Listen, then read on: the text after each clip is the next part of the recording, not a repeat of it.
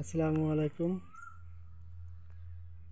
দেখতে পাচ্ছেন এই বাড়িতে ঘরে তালা মারা।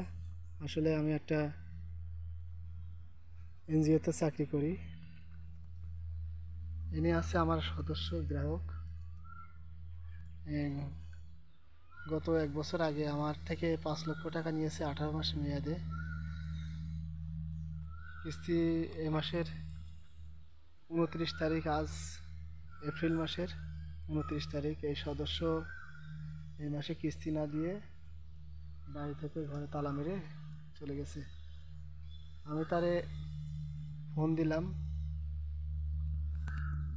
ফোন দিয়েছি। ফোন দিয়ে বললাম আপনার মাসের 29 তারিখ, এই গ্রাহকের বললাম মাসের 29 তারিখ, এই মাসের আপনার কিস্তি ডেট চলে আসছে, আপনি ডেটটা দিয়ে দেন।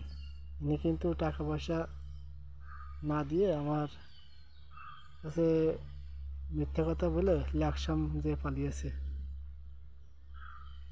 এনার স্বামী থাকে বিদেশ, এনার ছেলেও থাকে বিদেশ। 5 লক্ষ টাকা নিয়েছে, এখন সে ভেগে চলে গেছে। এই মাসের তার কিস্তি আছে 29 তারিখ, এপ্রিল মাসের।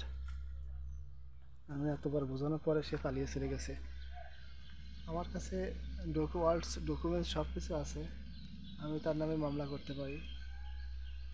চেক জামিনদারটা সবাই আছে। তবে আমি তাকে বোঝানোর চেষ্টা করতেছি যে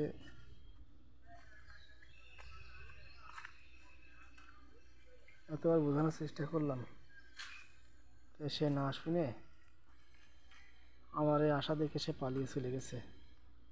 বলুন এখন আমি কি করব? তাদের